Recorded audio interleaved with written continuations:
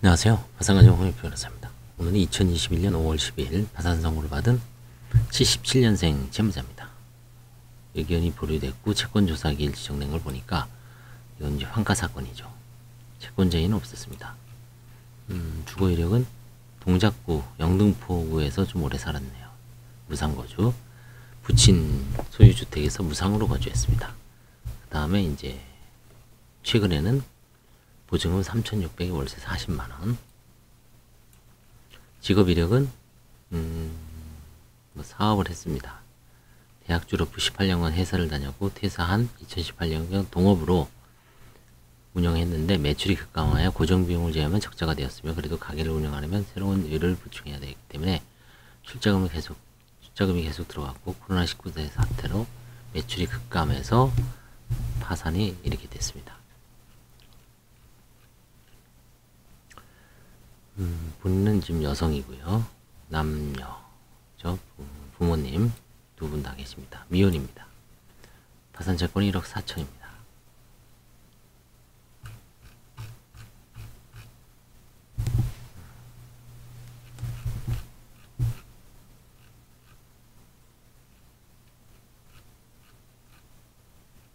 예금이 19만원 있고요. 보험 환급금이 917만원이 있습니다. 이건 한가인 것 같아요. 보증금이 3,600이고요. 보험 환급금이 파산 전에 좀 많이 환가를 해약을 했어요. 3,300을. 그래서 이건 모친 돈을 갚고 또 동생 돈을 좀 갚았습니다. 그래서 아마 이게 편파 변제의 문제가 있는데 한번 보겠습니다. 어떻게 됐는지.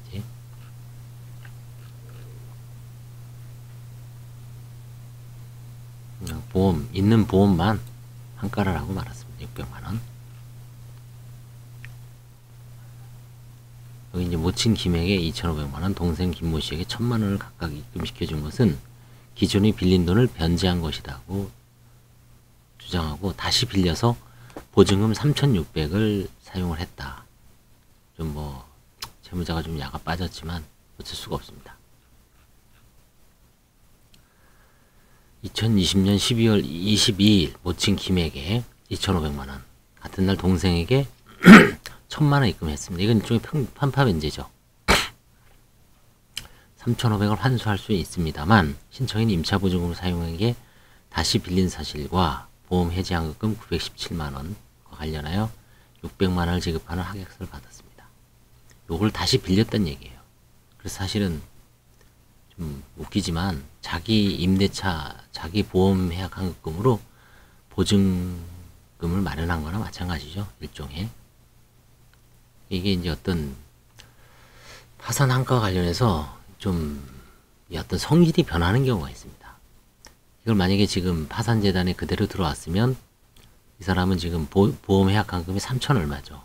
그러면 150을 빼고 한 3,500을 환가를 할 수가 있습니다. 근데 이거를 해약을 해서 보증금 3,600을 갖고 있으면 압류금지 재산이죠. 임차보증금은 서울 같은 경우는 5천까지. 그럼 환가를 못하죠. 그래서 이런 거는 어떻게 보면 대리인이 적절하게 조언을 해줬으면 채무자를 위해서는 난 거죠. 관제인은 환가를 못하지만 채무자한테 이 정도 조언은 해줄 수 있다고 봅니다. 사전에 좀. 그러면 이게 재산을 정확하게 빼돌린 거라고 보기엔 좀 어렵죠. 그렇죠? 채권자들한테는 좀 해를 끼친 행위지만 법적인 범위 내에서 그렇죠? 아무튼 그렇습니다.